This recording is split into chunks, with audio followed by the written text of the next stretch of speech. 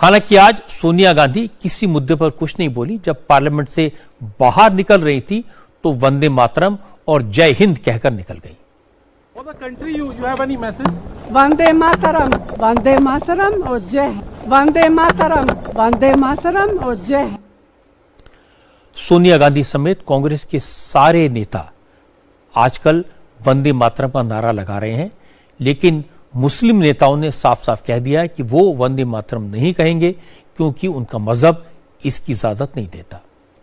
जमीयत उलमा हिंद के मौलाना अरशद मदनी ने कहा कि अगर कोई वंदे मातरम गाता है तो मुसलमानों को इस पर कोई आपत्ति नहीं है, लेकिन मुसलमान सिर्फ अल्लाह की इबादत करता है और अपनी इबादत में अल्लाह के सिवा किसी दूसरे को शामिल नहीं कर सकता। मौलाना मदनी ने कहा कि वंदे मातरम का मतलब है मां मैं तेरी पूजा करता हूं, लेकिन मुसलमान अल्लाह के सिवाय किसी की इबादत नहीं करता। मुसलमान मां को सलाम करता है लेकिन इबादत अपनी मां की भी नहीं करता। इसलिए मुसलमानों के लिए वंदे मातरम कहना इस्लाम के खिलाफ है।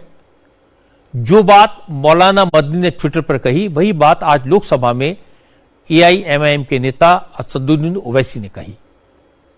ओवैसी ने कहा कि मुसलमान मुल्क से मोहब्बत करता है लेकिन मुल्क की इबादत नहीं कर सकता, इसलिए मुसलमानों को वंदे मातरम कहने के लिए मजबूर नहीं किया जा सकता।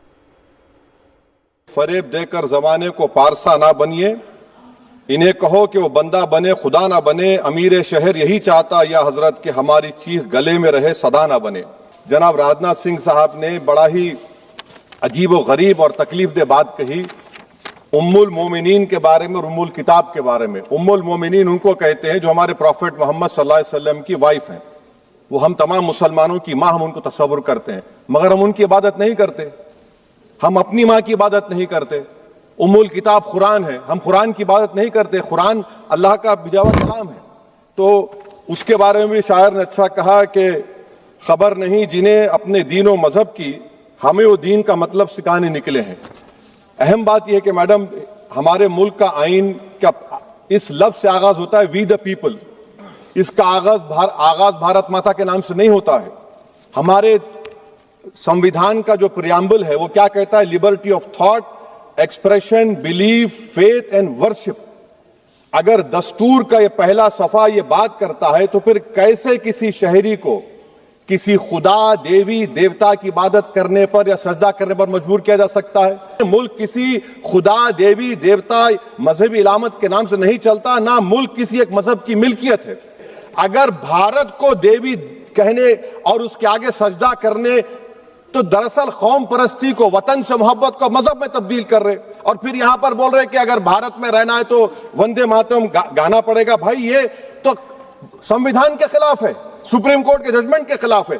मैडम मैं एक मुसलमान हूं, मैं इस्लाम को मानने वाला बावकार इंसान हूं और मेरे मजहब की बुनियादी तालीम तौहीद है।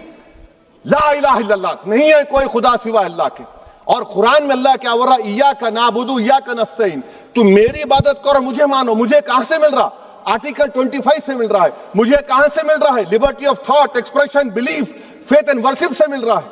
तो इसको जोड़ना ये बहुत ही खतरनाक होगा। और हमारे प्रॉफेट मोहम्मद सल्लल्लाहु अलैहि वसल्लम जब मदीने को गए तो उन्होंने उस वतन के लिए दुआ की, कहा कि अल्लाह मदीने की मोहब्बत हमारे दिलों में और इजाफा कर दे, मक्के से ज्यादा कर दे।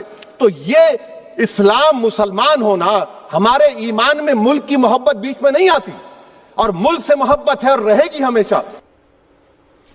समाजवादी पार्टी की सांसद इकरा हसन ने भी कहा कि मुसलमान सारे जहां से अच्छा हिंदुस्तान हमारा गाते हैं तो फिर उन्हें वंदे मातरम कहने पर मजबूर क्यों किया जा रहा है।